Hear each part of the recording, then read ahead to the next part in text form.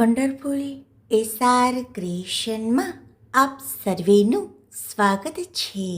આજે આપણે જોઈશું પુરુષોત્તમ માસ દિવસ 10 ગંગા સ્નાનની કથા. મિત્રો, વિડીયો પસંદ આવે તો વિડીયોને લાઈક કરશો, વધારેમાં વધારે શેર કરશો. જો ચેનલમાં નવા હોય તો ચેનલને સબસ્ક્રાઈબ જરૂરથી કરશો. ઓમ શ્રી ગણેશાય નમઃ. ગંગા સ્નાનની કથા. એક ગામ હતું. તેમાં બ્રાહ્મણ પોતાના દીકરા સાથે રહે. દીકરો મોટો થતાં બ્રાહ્મણે તેને પરણાવ્યો. તેની વહુ આવી એટલે બ્રાહ્મણે દેવ દર્શન, પૂજા પાઠ અને કર્મકાંડમાં ધ્યાન આપ્યું. કર્મકાંડને કારણે બ્રાહ્મણ પાસે 2 પૈસાની મૂડી થઈ હતી. તે જરૂરિયાતવાળા ખેડૂતને પૈસા ધીરતો.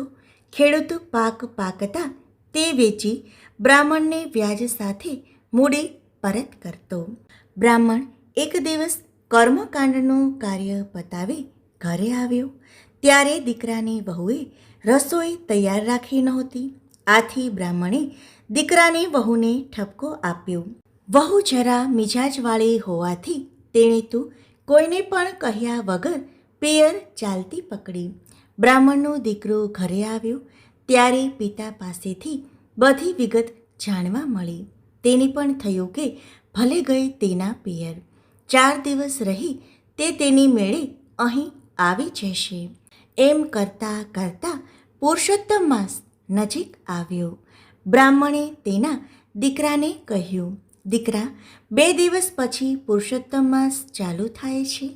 હું દર વખતે પુરુષોત્તમ માસનું વ્રત કરું છું.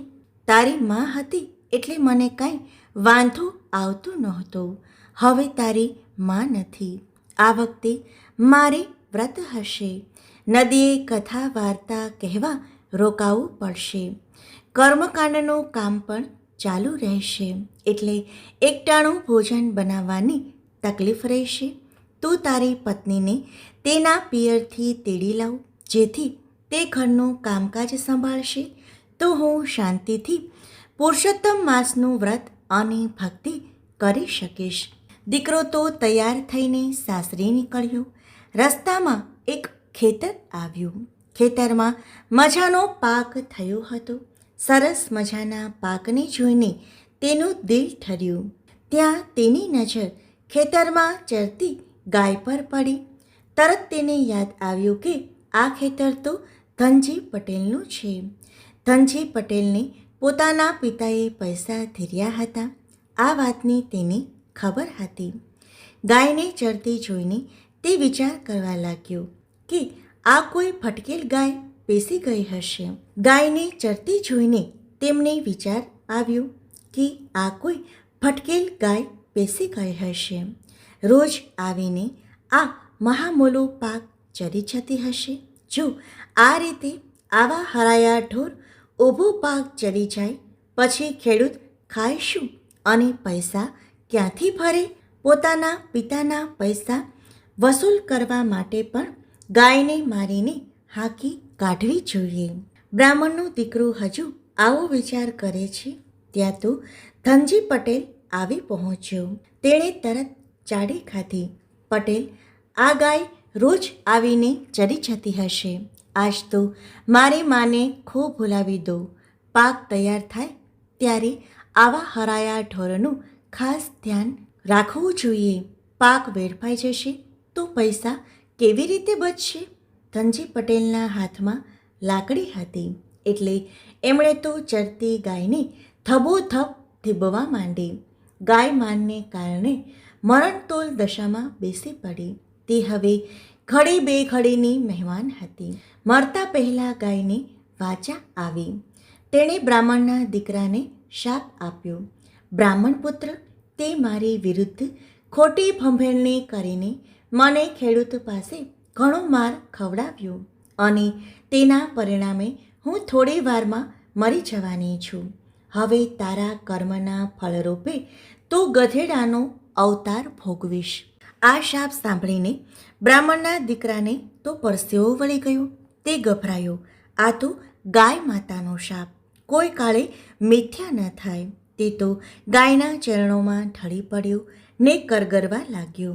હે ગાય માતા, મારાથી અક્ષમ્ય અપરાધ થયો છે, મને ક્ષમા કરો. મારા પાપની સજા ભોગવવા માટે હું તૈયાર છું, પણ આ શાપમાંથી હું ક્યારે અને કઈ રીતે મુક્ત થઈશ એટલું તો કહેતા જાઓ. ગાય બોલી, તું તારે સાસરી જઈશ, ત્યાં તું ગધેડો બની જઈશ.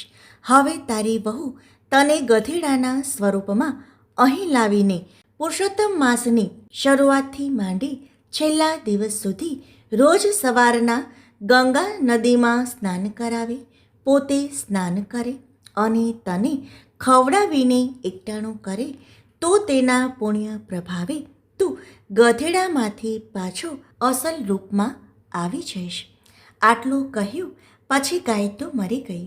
બ્રાહ્મણ પુત્ર ભાંગેલા પગે સાસરે ગયો. તેને ઢીલું જોઈને સાસરી પક્ષવાળા રાજી થયા.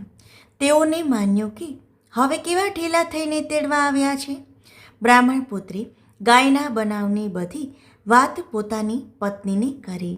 તેનો શાપ અને તે શાપમાંથી મુક્ત કેમ થવાય તેનો ઉકેલ બધું જણાવ્યા પછી તે તરત જ ગધેડું થઈ ગયું. વહુ ઘણી ધર્મનિષ્ઠ હતી.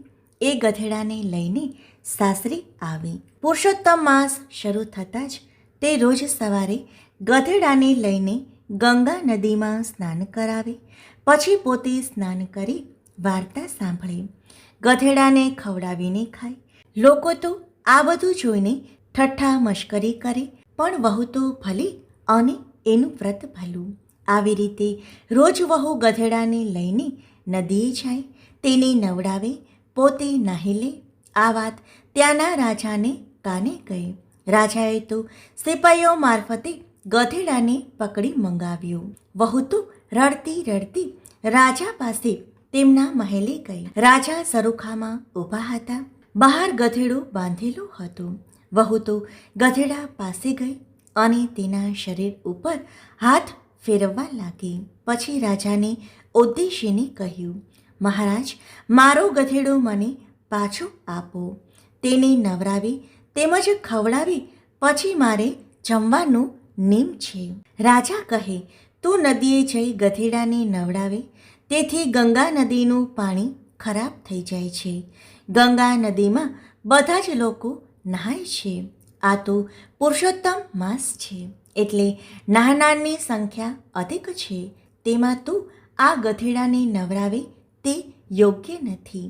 વહુ બોલી, હે મહારાજ, મારો આ ગધેડું સામાન્ય ગધેડું નથી, પણ દેવતાય છે. એનું સાચું સ્વરૂપ જોવું હોય તો પુરુષોત્તમ માસ પૂરો થાય ત્યારે તમે મારા ઘરે આવજો. રાજાના દિલમાં દયા આવી. તેમણે ગધેડું વહુને સોંપી દીધું. નિત્ય નિયમ મુજબ વહુએ ગધેડાને નવડાવી ખવડાવીને પુરુષોત્તમ માસ પૂરો કર્યો. હવે તે ગાય માતાના શાપમાંથી મુક્ત થવાની તૈયારીમાં હતો. વહુએ તો ગંગાજળનો લોટો ભરી લાવી ગધેડા પાસે ઊભા રહી પ્રાર્થના કરવા લાગી. હે પુરુષોત્તમ ભગવાન, જો મેં આખો મહિનો પૂરેપૂરી શ્રદ્ધાથી તમારું વ્રત કર્યું હોય તો ગાય માતાના શાપમાંથી મારા પતિને મુક્ત કરી અસલ સ્વરૂપ પાછું આપો.